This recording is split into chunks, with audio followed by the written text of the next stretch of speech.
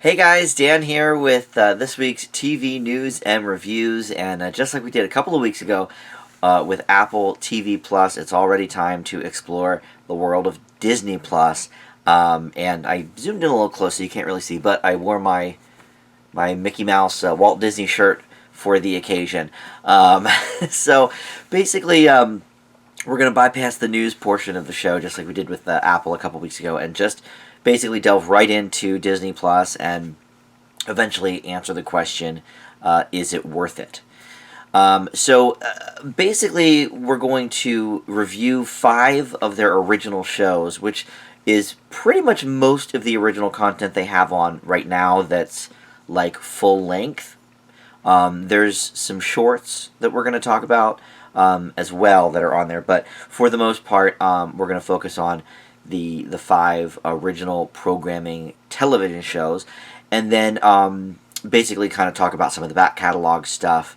So just to run down the list quick, we're going to talk about The Mandalorian, The World According to Jeff Goldblum, High School Musical, the series, Encore, and as well the Hero Project from Marvel Studios. So first and foremost, let's talk about The Mandalorian. Okay, that is for people that aren't necessarily interested in the back catalog or the Disney animated classics, The Simpsons, all the other stuff, the thousands and thousands of offerings that or hours anyway of episodes and movies that Disney Plus brings to the table. I think The Mandalorian is what's going to bring people to the dance if they're not interested in some of that older stuff. This is from Lucasfilm. This is a Star Wars project, and most of the Star Wars stuff is available on Disney Plus right now. Some is not, because it is still licensed to Netflix for a little while longer. That includes Solo, A Star Wars Story, and Last Jedi is also not on there. But everything else pretty much is on there. All the other movies, and I mean, obviously not like the Star Wars Christmas special isn't on there. Let's be serious, but they will be having other Star Wars stuff coming in the next couple of years. Like they've sort of put out like here's what the plan is for the next 2 to 3 years of programming. So there's a lot of things that are either coming or in development. They're going to have season 7 of the Clone Wars. That's going to be premiering in February. I think that's the only thing maybe that's specifically been announced. Oh, there's an Obi-Wan Kenobi series coming at some point, but there's no real information on that as of yet. So right now it's just The Mandalorian, which is basically taking place after Return of the Jedi, about 5 years, and it follows a Mandalorian bounty hunter, and that he's played by Pedro Pascal, who I'm not familiar with, but he's done stuff that I've seen. Like he was in The Adjustment Bureau, he was in Kingsman, he was in If Beale Street Could Talk, and he's done some TV stuff I've seen as well. So I've definitely seen this dude before, but didn't really recognize him necessarily. So here's what I did basically. It's been a week since Disney Plus premiered, so everybody was like going crazy over it and watching it, and some people were having issues. I was one of them. Now, first of all, up until a couple days before its launch, it was not going to be available on Fire Stick, and that's what I have on my TV. So I thought, well, I might have to watch all these shows like on my laptop or on my phone, which would be very annoying. So I was glad that Disney and Amazon came to some sort of agreement on that.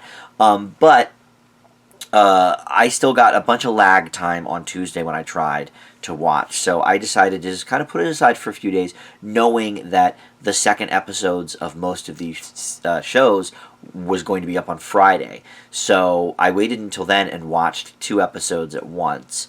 They're back to back, I should say. I didn't watch them at once, but for not all of the 5 shows, we're going to be reviewing most of them.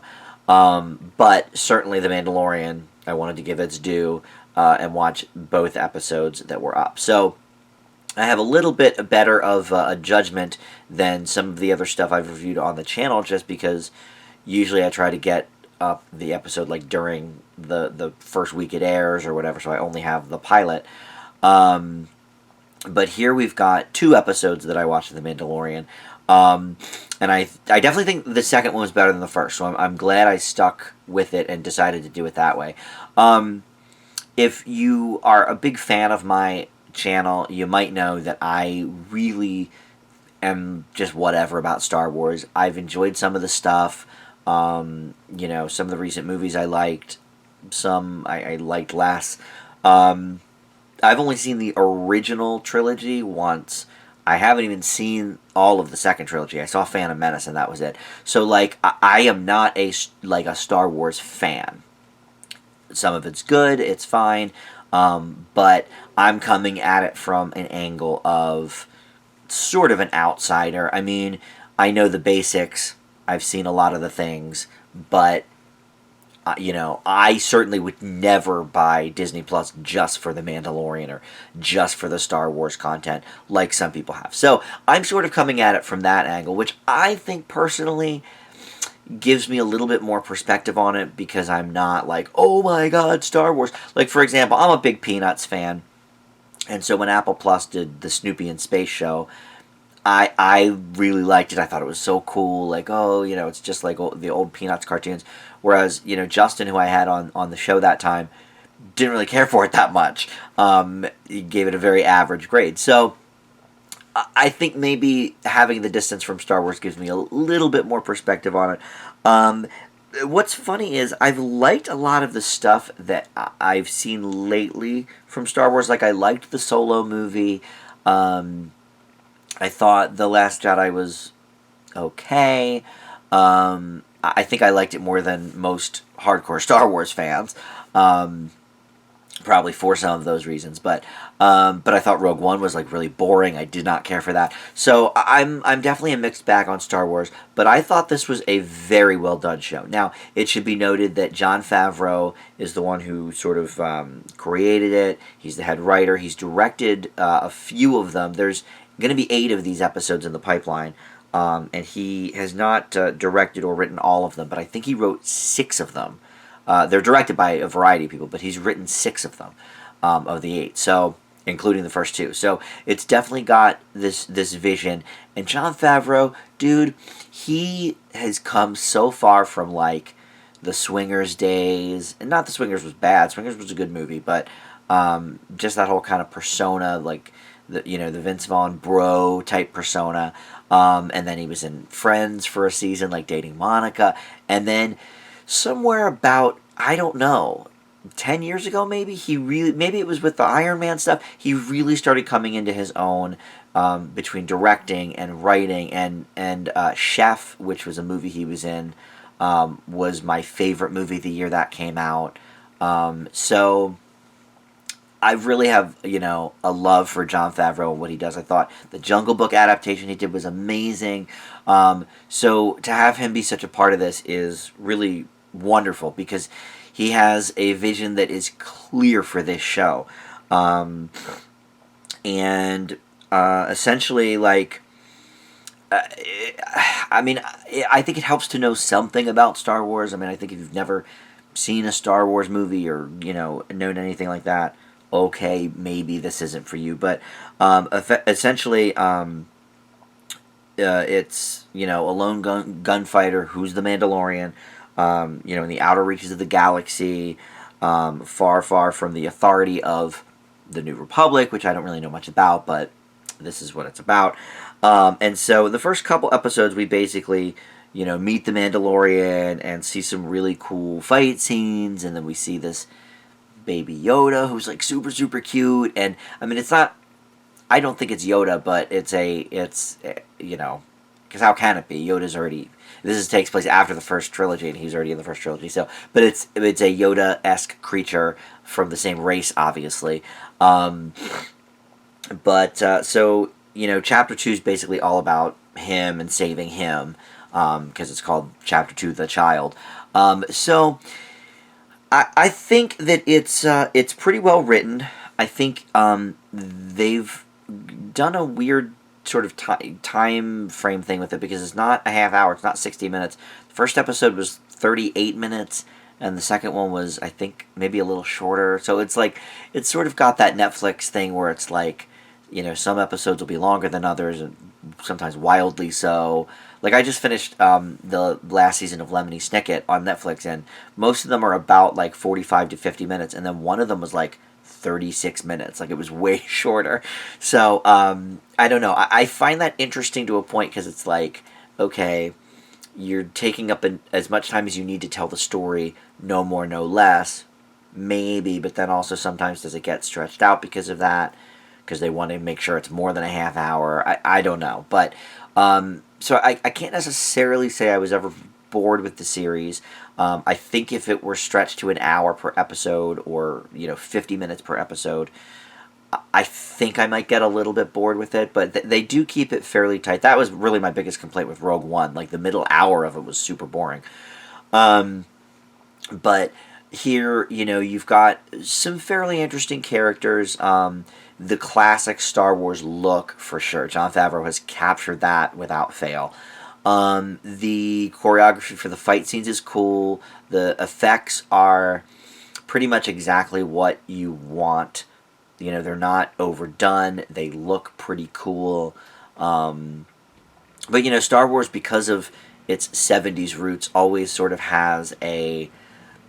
I don't want to say cheesy, because it's not cheesy, but let's say a classic look to it, where you can tell they're going for a more retro feel, I think, a lot of the time, and I think that shows here as well. So I liked that part about it. Episode 2 specifically opens up with a super cool fight sequence. And actually, the pilot opens up with a cool fight sequence too, but it's more restrained. The episode 2 one is more out in the field, fighting off these Ewok type creatures. Look, I'm sure they have a name, but I'm not gonna look it up. But yeah, so I for the most part enjoyed this. I think it is definitely better than probably any of the last few movies. Yeah, I think that's probably safe to say. Better than the last, 2 movies in the trilogy that we're going to finish in December, and then the 2 standalone, Rogue One and Solo. I think it's probably better than all of those, to be completely honest. And I don't think I'm alone, because most people were talking about on Tuesday with Disney Plus was Mandalorian. Oh my God, it's so great. Da, da, da, da. So, a lot of people are feeling this same way. So it's good to know that it's appealing to both Star Wars fanatics and somebody like me who, could completely give or take Star Wars, or take or leave Star Wars. Doesn't really matter. Did I need to ever see The Mandalorian? No. But I'm not sorry that I did, that's for sure. My complaint with it really would be that I don't think it's breaking new ground in the Star Wars mold. I think it hews very closely to what it needs to be, who it needs to be appealing to, and ticking all the boxes in that manner. So, my main complaint would be just its generic Star Wars-ness, but I definitely am intrigued. It's not a show that I'm going to watch every Friday when they post a new episode. I'm just not going to. Might I finish the series, though, when the season is done? Yeah, I mean, maybe. Eventually I'll get to it. I don't think it's going to be one that's high on my list to watch, but I was definitely happy with the first 2 episodes, so I leave The Mandalorian with a B+. So up next, we're going to talk about the other, probably most exciting thing for most Disney Plus users, and certainly probably the most talked about. That is The World According to Jeff Goldblum. Now, this is under the National Geographic banner of Disney Plus. So the 5 things Disney Plus is boasting about is, Disney, of course, but then also Pixar, Marvel, Star Wars, and National Geographic. Now, what's interesting about those 5, main monikers is it doesn't talk about Fox. It doesn't talk about The Simpsons being on there. And not that there's a ton of Fox content, but a lot of the more family-friendly Fox stuff is on there. Home Alone is on there. Sound of Music is on there. So that kind of stuff. So I don't know why they chose not to brand it that way. But National Geographic has obviously a lot of good, shows and movies. The Free Solo movie is on there, which is amazing, not to be confused with Han Solo, the Star Wars movie I just mentioned. But it's about free solo climbs of mountains. Excellent movie. So I'm glad that's on there. I don't watch a lot of National Geographic stuff, to be honest. But obviously Jeff Goldblum, huge name, everyone loves him. So I would say, interesting to check it out. These are half-hour shows, and it's basically just Jeff Goldblum learning about something and sitting down with people who were involved with that thing. And here again, I watched the first 2 episodes of this. The first was about sneakers, the second was about ice cream. So, for example, in the sneakers episode, he sort of was learning about the history of sneakers and what makes them so special. And do people buy sneakers, specific sneakers for specific sports, and how much have people spent on sneakers and that sort of thing. And, to prove how cool he is, he just kind of goes and talks randomly to people, and, this group of, cool basketball players. At least one of them was a former Harlem Globetrotter. I don't know if the whole group was, but at least one guy that got interviewed was. And, they all knew him, and they gave him, a court nickname. Oh, you're going to be the Fly, So, it's a fun kind of look at things. With ice cream, they did, a little bit about the history as well, but then they went to this festival that serves, classic ice cream from the 50s and 60s out of an ice cream truck. And then he went and talked to Ben and Jerry, and he went to this other ice cream shop that, makes really interesting, like, artesian flavors. And in both cases, Jeff made something. So he made, he designed a sneaker in the one episode, and he made an ice cream flavor in the other episode. So I don't know if that's going to be a common theme. I assume it probably is. I think Jeff Goldblum's cool. I think we all do, he's got a very unique way of speaking. He's got a very unique sort of brand, I guess you could say. And the one thing that's always interested me in him is his love of knowledge, his love of, learning about things, and just his love of life. I'm a huge Conan fan, Conan O'Brien, and, Goldblum's been on Conan's show a bunch of times talking about, whatever movie he's promoting, and then he never promotes the movie. He just comes on and they just start talking about whatever. And he has this very, interesting childlike wonder about him and curiosity. And I think it's what makes him so appealing to so many people, is that this man who's, I'm not exactly sure how old he is, but he's got to be 60 at least, right? Or somewhere in that 60 range. But he's just got this childlike wonder about everything. So I think National Geographic is an odd umbrella for this show to be under, I guess, because it's like kind of educational. They're putting it under that umbrella. But at the end of the day, it's not very educational. It's more fun. And really, it's sort of only in the view of these certain, few people. Like he talked to Ben and Jerry, but he didn't talk to anybody, at Breyers or, some of the other, major chains, or, the company that makes all the, like the SpongeBob popsicles and stuff like that might have been interesting too. So, it's sort of a narrow perspective on things. Is it fun? Of course it's fun. It's Jeff Goldblum learning about things. Did I learn a few things from it? Yes, I did. So I guess that gives it the National Geographic stamp right there. Here's one that I think I will flip on, from time to time. What's nice about this is it's, you don't have to follow along. If there's something of interest that I see, maybe I'll check it out, maybe I won't. So let's see. So far there's only the 2 episodes. It's not telling me how many episodes there are, because like Netflix and Hulu, some shows, have 8 episodes, some have 10, some are, completely different. So this has 12 episodes.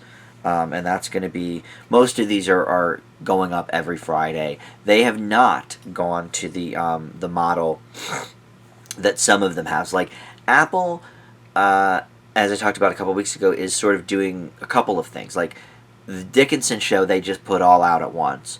And then, some of their other bigger titles, the morning show, See, For All Mankind, they're putting up new episodes every Friday, I believe it is. Friday seems to be the time for all these things to go up. Netflix always does theirs on Fridays.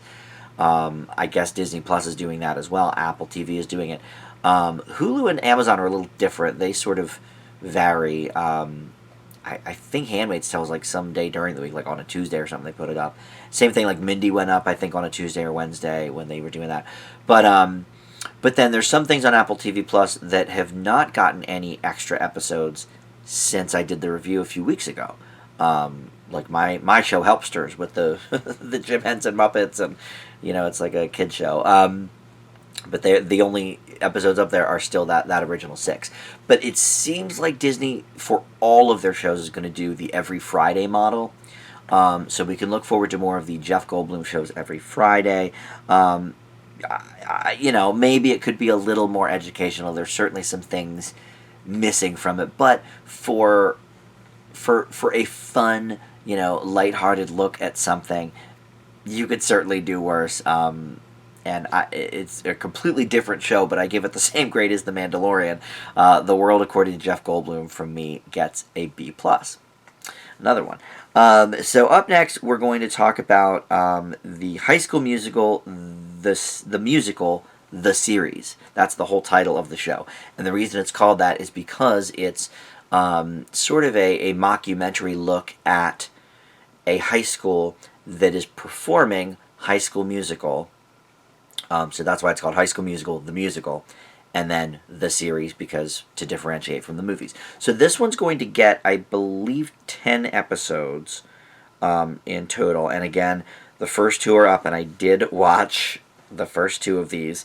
There's going to be 10 total. And here again, they kind of vary in length. The first one was, I believe, 38 minutes. The second one's 32 minutes, or maybe vice versa. But again, some varying degrees there.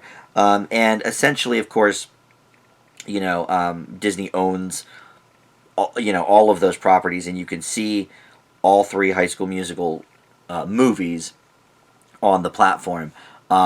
So, they're running some footage here, and they're talking about Zac Efron, and they're talking about the different characters and all of that. So, it is when I say mockumentary, it's in the same vein as like The Office or Modern Family, where it takes on, it's a faux documentary, and taking on the look of those shows with interviews with the kids and all this kind of stuff.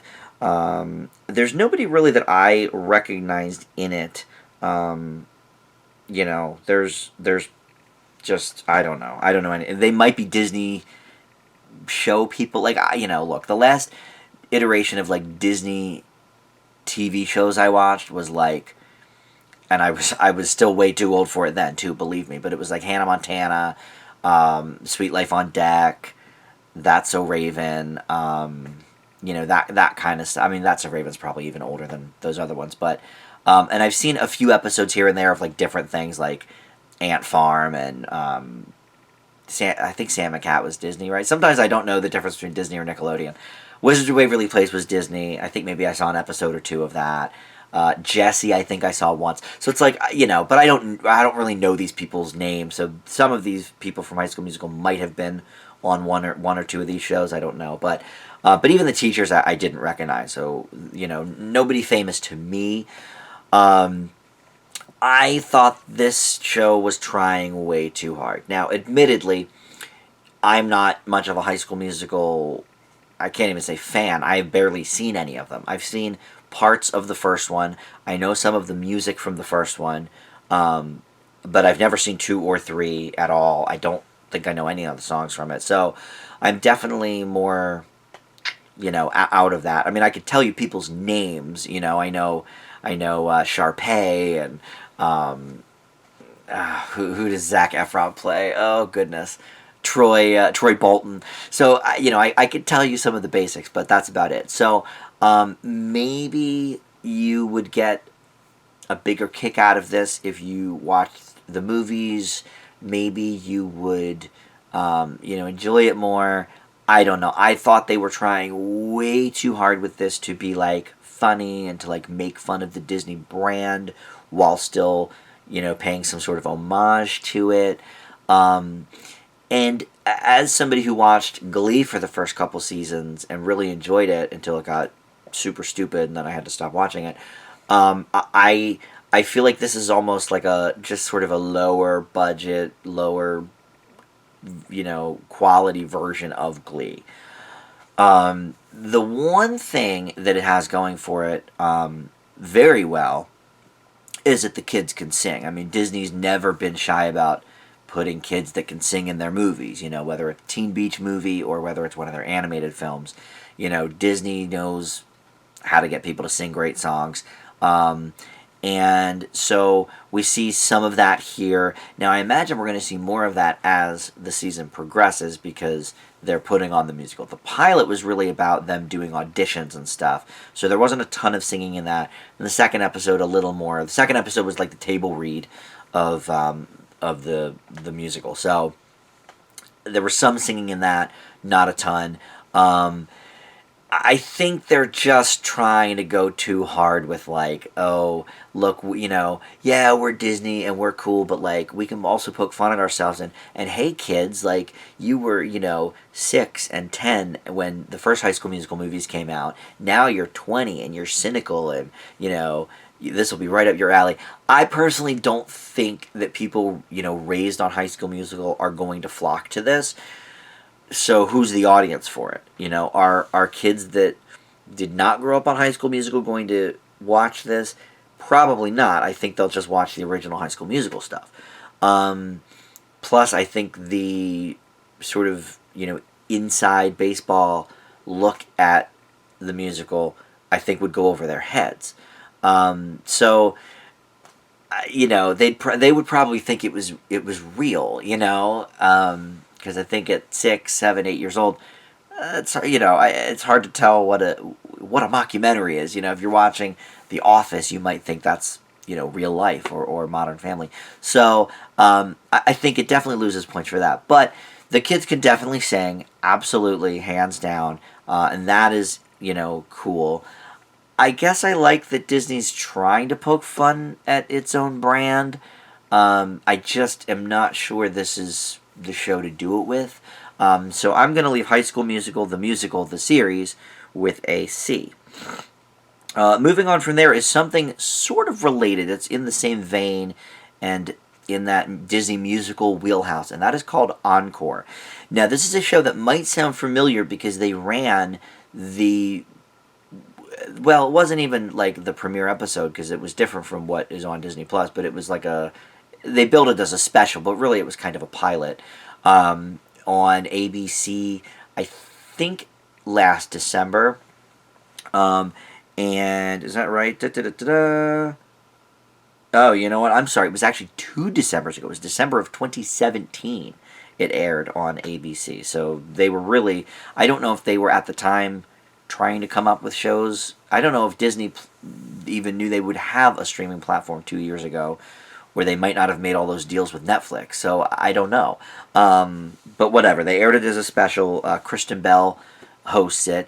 And this one, I admit I only watched the first episode.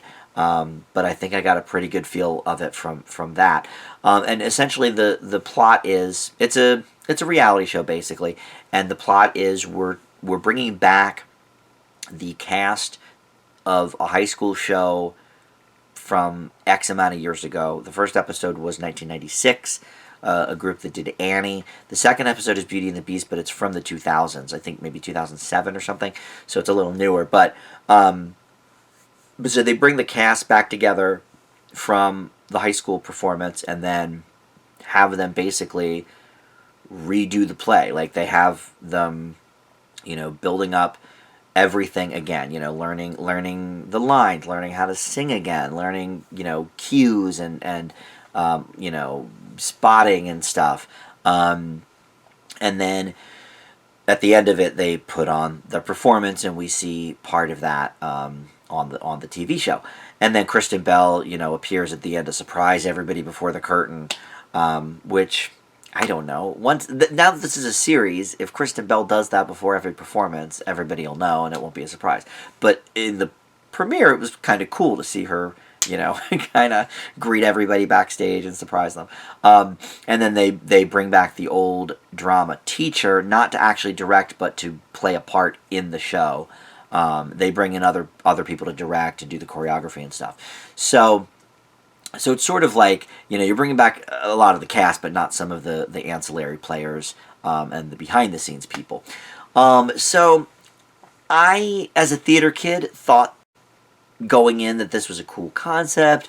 I was wondering in myself, I was like, oh, it'd be really cool to get the cast of, Hello Dolly 94 back together, or, some of the other shows I did, You're a Good Man, Charlie Brown 92, but other than, I think a theater person's own nostalgia of like, oh man, that would be cool, or oh, I wonder what so-and-so's up to, or, I wonder how we would pull this off. I think as a TV show, it's actually pretty poorly put together. I think the mistake is that they're doing a different show each episode, like a different cast, different high school, getting put together. What I think might have made it more appealing is if they just chose one high school, one cast, and followed them for the whole season. And make it a 6-episode season. It doesn't have to be a long run. I think, is there 10 of this one too? I think there is. Encore has 12 episodes, and this is through ABC Studios, so it's not even through Disney proper channels. But I think either make it, or even look, if you want to do 12 episodes, okay, do 2 a year. Like Dancing with the Stars does, and just make it 6 episodes with this school, 6 episodes with this school. Because what I found was that I didn't care about any of these people. They got together, and then there was probably 5 or 10 minutes devoted to like, here's what I've been up to since then, and oh yeah, I was full of myself back then, but I'm not anymore. And it's like, I don't know, stuff that I heard 10 years ago at my own high school reunion. Like, it wasn't anything interesting, and because I didn't know these people, I really didn't care. But if you made it a 6-episode, mini-series, and then every 6 episodes you switch, the high schools out, then we get to know these people a little bit. We get to see them. We get to, we get to care about them, because like every reality show, you need to kind of care about the people to get on board. Now, admittedly, I don't really like these sort of standalone feel-good reality shows, like when they do the home makeover extreme, extreme home makeover edition or whatever, where hey, move that bus, and then the bus gets out of the way, and oh my gosh, the family whose home caught on fire, they have a new house now, everybody cries.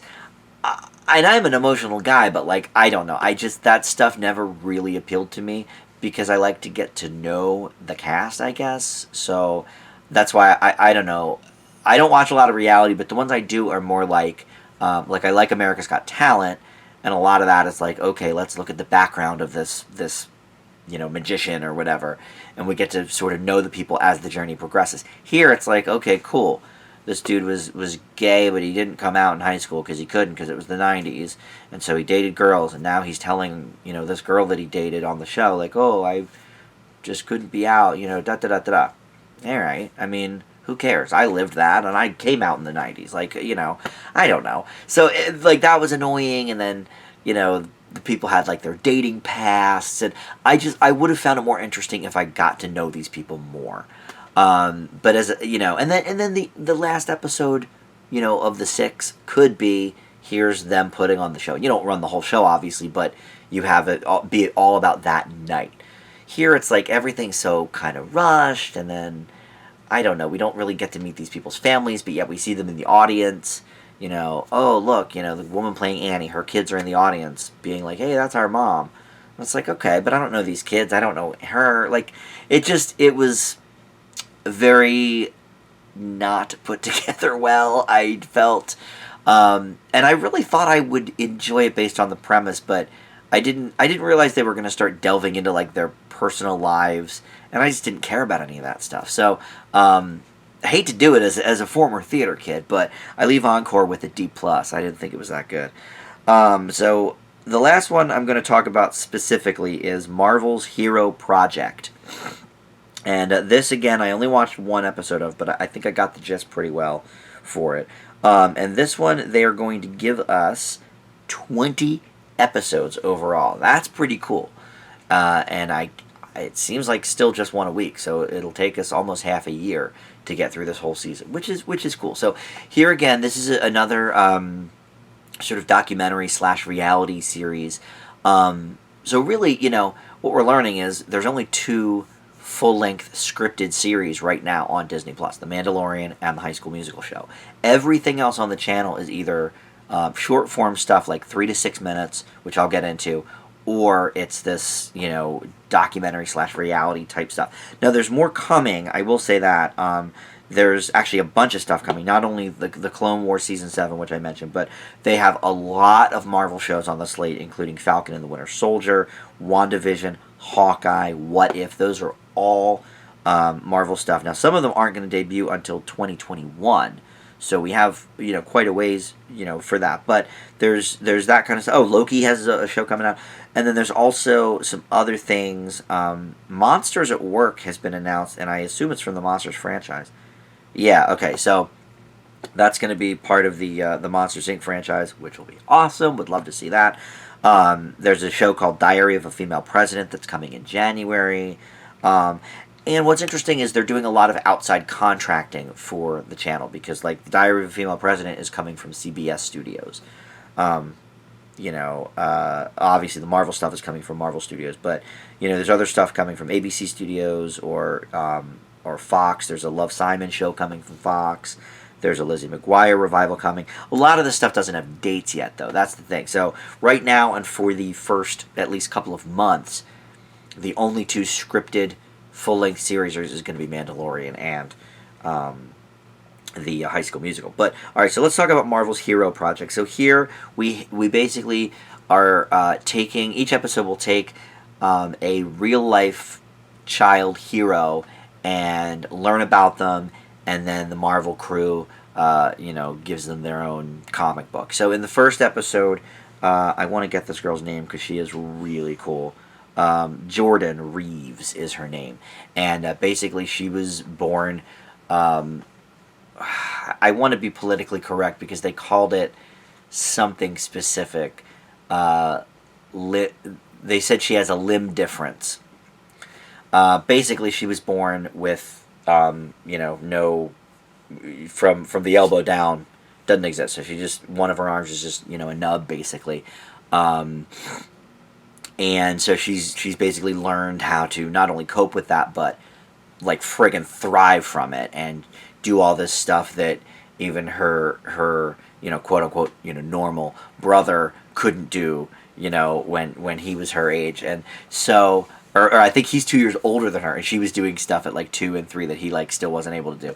So really cool girl. I loved learning about her. She basically, what makes her a hero is that she essentially came up with this really cool, like, glitter apparatus. It's kind of like a glitter cannon, basically. She attached it to her little stump, and could fire glitter, and have a great time, and there's a lot more to it than that. But I'm kind of dumbing it down, but it was really cool to learn about her. I really enjoyed her story. And then, the Marvel artist drew the comic for her and called her, was it Sensational Jordan? Yeah, so, it's cool. It's feel-good. This is the kind of feel-good stuff that I really like. Like that movie a few years ago, Bat Kid, begins with the little Make-A-Wish child. I think he had cancer. wanted to be Batman, so they like made the city into Batman for the day, and it was a documentary all about that, and it was super cool. Like that's the kind of feel good stuff I like, and I thought they did a good job with it here. And this is going to sound a little bit contradictory to what I said about the Encore show, but to me, they actually maybe don't need an entire half hour on each person, because, granted, I only watched the first episode, but it seemed kind of padded. It seemed stretched out a little bit. I mean, they went into detail about this girl, pretty hardcore, and they talked about how she went on Shark Tank and all this stuff. But I think we could probably have this show either be a 15-minute show, or if you want to make it a half hour, cool, but do 2 different kids every episode. Because I do think it was padded out a bit.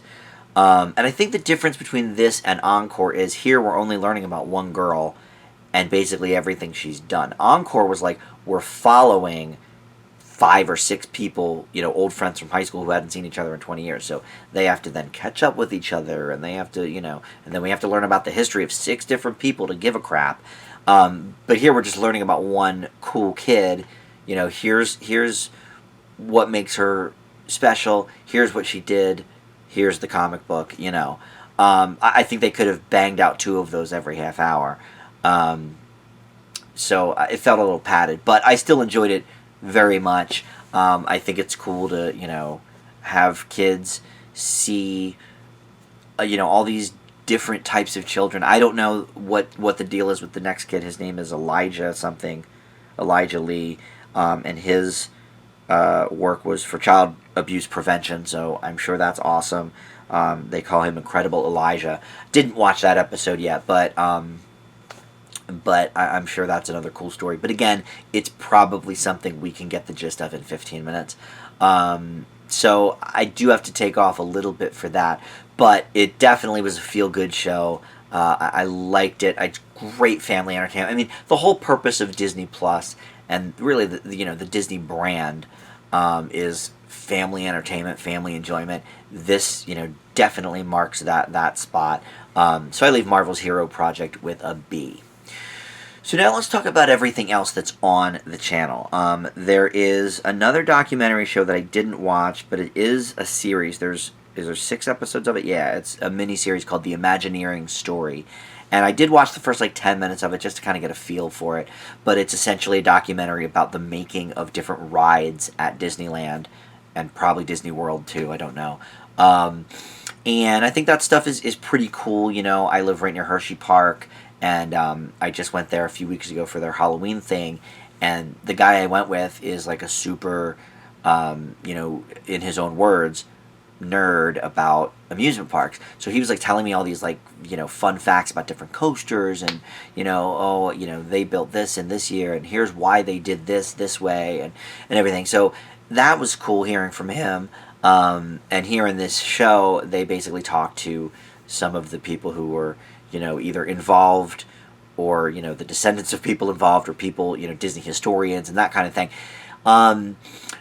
It was cool, but I'm not going to grade it because, like I said, I only watched it for about 10 minutes to kind of get a feel for what it was about. I'm less interested in the amusement park side of things as I am in the Disney Studios side of things, and I've been learning a great deal about that from the Blu-ray and DVDs that Merlin and I have been discussing in Dan Does Movies, because I have a few of them down here that we've done so far. But if you are a fan of Disney movies, especially the old classics, check out some of these videos on my channel. But we look at some of these old movies. Here's Snow White and Pinocchio, and so we look at a lot of these old movies, and Joe and Merlin and I just talk about, his real name's Joe, just talk about the movies themselves. But then I sort of add on my commentary of, okay, well, here's what I think of the Blu-ray package, and talk about all the extras. And these extras on the Disney Blu-rays, especially these original movies, the real old ones, go so far deep into the history of the movies and the animation and the production and the promotion and all of that sort of stuff that to me is much more fascinating than the amusement park side of things. But if you're more into that, then I think this will be probably very appealing. But so that's the Imagineering Story. And then those are all the full-length shows that they have. And then they have a bunch of shorts on as well. There's one called Disney Family Sundays, which is basically a crafting show, and it's like 6 minutes or something, and they tell you how to make something with your family, so that's kind of cute. Pixar in Real Life is like a hidden camera show. I did watch this one. This is probably about the same, like 6 minutes maybe. Yeah. The one I saw, they had like the emotion board from Inside Out, and they put it like, I think it was in Central Park or something, and they, no explanation, they just sat it there. And so, as you watch people walk by, some of them realize, oh, this looks like the thing from Inside Out. And then as you like touch the buttons and stuff, people in the park will start like acting out, oh, you hit the angry button, they're going to act angry now. And oh, you hit the joy button, they're going to be laughing now. It was cute, whatever. I don't know. But again, like, good for families. And then they have Spark Shorts, which is just short films. There's some that have premiered already before different movies in the like the Spark Shorts series, and then they like would put it on YouTube as well. But this is just like an extension of that, basically. So they're not Pixar shorts, they're not Disney shorts. I guess maybe they are all Pixar shorts. I'm sorry, because it says it's produced by Pixar. But I think it's from like some sort of contest or something. I don't know. But there's a couple of those up as well. I didn't really watch them. And then Forky Asks a Question I watched because I love the Forky character from Toy Story 4. Tony Hale voices him as he did in the movie. And these are just 3 minutes. They're just real quick. And here, Forky asks what a friend is. And he got some advice from Ham, voiced by John Ratzenberger. It's cute. I'm not going to give these things grades because they're just 3 minute, 6 minute shorts, but they're all cute, whatever. So that's all of the original content. There's going to be something coming up called One Day at Disney. The first episode of that is December 3rd. There's apparently 52 episodes of that. I don't know much about that except it's on their sort of documentary side of things, and I guess it's a feature film, and then at first it's a feature film, and then it will be followed by 52 different segments, and it's called One Day at Disney. So I assume maybe they're going to do one day a week, for 52 weeks. But I don't know. I don't know much more than that. So might be interesting. I don't know. And then there is like a special on there. It's like a 12-minute special about Marvel, and here's what's coming up in the Marvel universe and the TV shows and all that stuff. Basically just a commercial, 12-minute commercial for the Marvel movies and the Disney Plus shows that are coming. So that's all the original content that there is right now. But here's the deal. For the most part, unless you're a huge Star Wars fan and want to see The Mandalorian, nobody's buying Disney Plus for the original content. You buy Disney Plus for the back catalog. You buy it for 30 years of The Simpsons. Which, by the way, if you read news articles about how people were pissed that they messed up the aspect ratio of The Simpsons so that some of the gags, some of the sight gags and signs and stuff were getting cut off, they're going to correct that in, I believe it's January. They're going to give you the option to watch it in its original aspect ratio for the first 20 seasons, or in the new, widescreen. Because the FXX platform, when they had like an app, they let you choose whether or not to see it in the one ratio or the other, and you could choose. Here on Disney Plus, they weren't giving you a choice. They just said, here it is, here's the show. And right away, people were complaining about it. Like, the day Disney Plus went live, a lot of people were like, well, this is crap. But anyway, 20 years of The Simpsons, 30 years, I guess, now of The Simpsons, pretty much all of the Disney animated films, all the Marvel stuff that's on there. Now, not everything is on there, because some of it because it's too new and is still contracted to Netflix. Like Black Panther's not on there. Endgame is not on there. Ragnarok is not on there. So there's like a handful of things missing.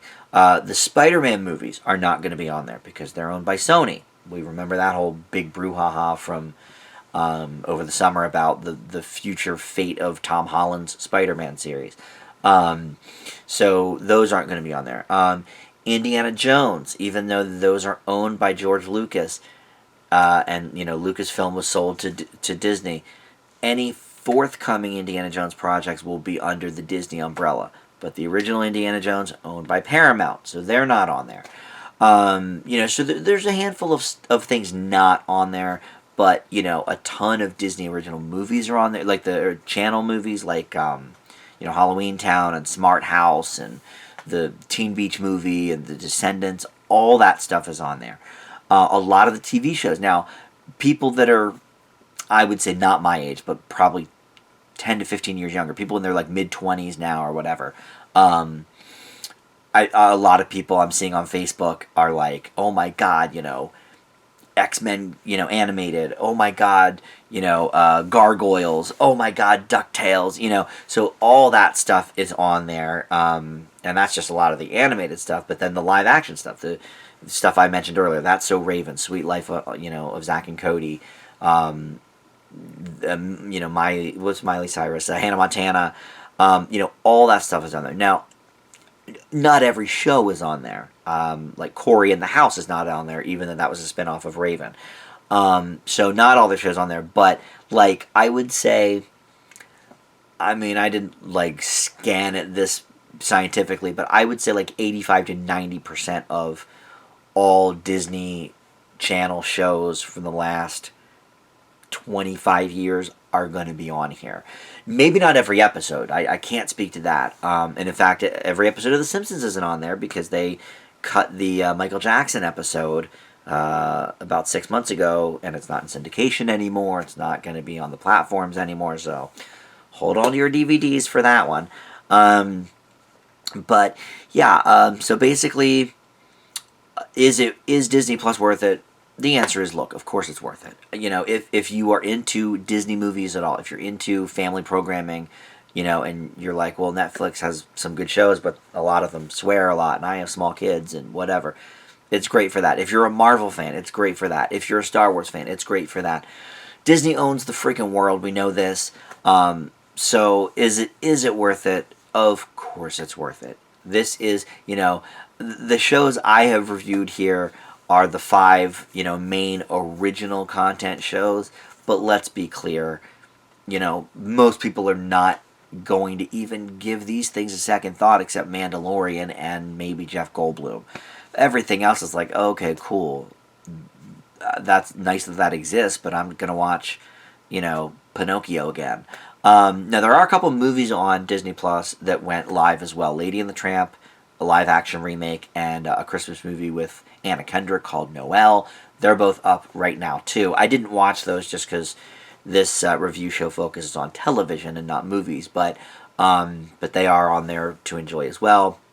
People definitely might go to that, because I think what Disney's going to do, this is just a guess, is put a lot of their less tested properties on Disney Plus instead of releasing them to theaters. Like something like Nutcracker in the Four Realms, which came out last year, and it did okay at the box office, but it cost so much money to make, it was seen as a big old bomb. That seems like something that will just go straight to Disney Plus now, instead of, spending all this time and money to promote it and get it in theaters and all this. The budgets will probably be less, but, it's hard to say, but that's my guess is to that kind of thing. Stuff like A Wrinkle in Time, oh my god, huge pedigree, Oprah, Reese, Mindy Kaling, but guess what?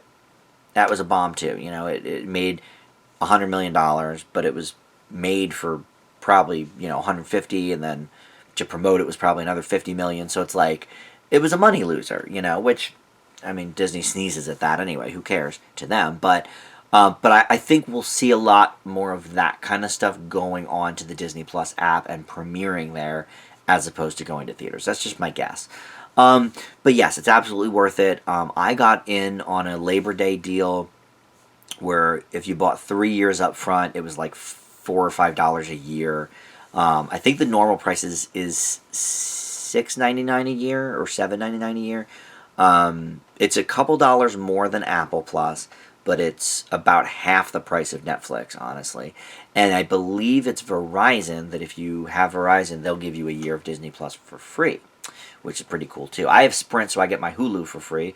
Which reminds me, since Disney owns Hulu now, they do have that deal you've probably seen for like $13. You can get Disney Plus, Hulu, and ESPN Plus. So that's out there too, if you're interested in all three of those things. But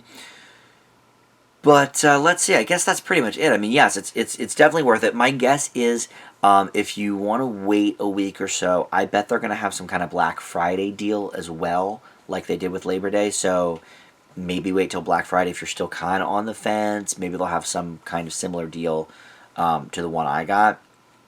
So yeah, but I mean, it's a no-brainer, honestly. I know it's like, oh God, we got to pay for another streaming service. Da da da da da.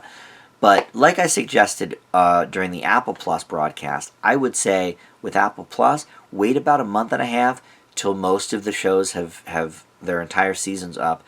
Do the 7-day free trial, binge everything on Apple TV, and then you're done. You don't have to actually pay for it. Just because they have no back catalog. It's all original content only. So like once you blast through that in a week, which is doable, you don't need to actually pay for it every month. So that would be my suggestion for that. But Disney Plus, dude, go for it. You know it's definitely worth it. Especially if you are a fan of the back catalog. I've been collecting the Disney movies for years and years, so I have like pretty much the whole collection. But a lot of them aren't available usually because they go in the Disney Vault and you can't get them or whatever. So, if you don't have a lot of the movies, definitely go for it. If you are a fan of Disney Channel shows from the past that aren't on anymore, that's like a must-see, no-brainer, because a lot of that stuff isn't on DVD. Believe me, I've tried to get full seasons of some of those early 2000s Disney Channel shows on DVD, and a lot of them either aren't or they'll have like a best of. It's not like full seasons. So yeah, for sure Disney Plus is worth it. Don't even give it a second thought. Even if the original shows aren't amazing, although The Mandalorian, I gotta say again, for a non-Star Wars fan, is very good. But it's not about that. It's about the extensive back catalog. So definitely go for it. And that's going to do it for me. Next week, I will be back with a regular news and reviews show. I'm not even sure what shows have been coming out lately that I need to get onto. I think Dark Materials or something. His Dark Materials, is that HBO? That I definitely want to check out because I've heard that's real good. But other than that, I don't know. I'll have to kind of scour the networks and the streaming services to see what's new out there. But that's it for now. Thanks so much for watching. We'll see you next time. Bye.